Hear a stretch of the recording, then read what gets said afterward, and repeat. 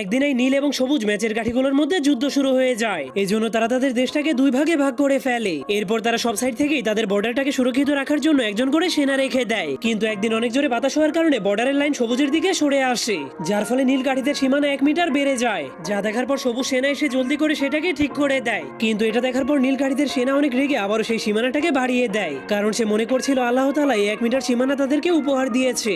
এজন্য সে অনেক রেগে সেই সীমানাটাকে নেওয়ার জন্য সবুজ কাঠিটার সাথে লড়াই করতে করতে তার কোমর ভেঙে দেয়, যার কারণে সবুজ কাঠিটা নিজের জীবন বাঁচানোর জন্য হামাগুড়ি দিয়ে সেখান থেকে পালাতে শুরু করে দেয়। তখন এই সুযোগটাকে কাজে লাগিয়ে নীল কাঠিটা তাদের সীমানাকে আরো 3 মিটার বাড়িয়ে দেয়। ঠিক তখনই সবুজ সেনাবাহিনীরা এসে তাকে মেরে ফেলে। এরপর নিজেদের সীমানাকে 20 মিটার বাড়িয়ে দেয়। এজন্য নীল সেনাবাহিনীর অনেক বড় একটা দল এসে তাদের উপর আক্রমণ করে দেয়, যার ফলে তাদের দুই দলের মধ্যে ভয়ঙ্কর একটা যুদ্ধ শুরু হয়ে যায়। ঠিক তখন একটা নীল সৈনিক ভয়ঙ্কর একটা মেশিন গান দিয়ে তাদেরকে উড়িয়ে দিতে শুরু করে। এজন্য সবুজ সেনাবাহিনীর একটা ট্যাঙ্কের মাধ্যমে তাদের সবাইকে পিষে ফেলতে শুরু করে। কিন্তু তখনই নীল সৈনিকেরা ব্যারিকেড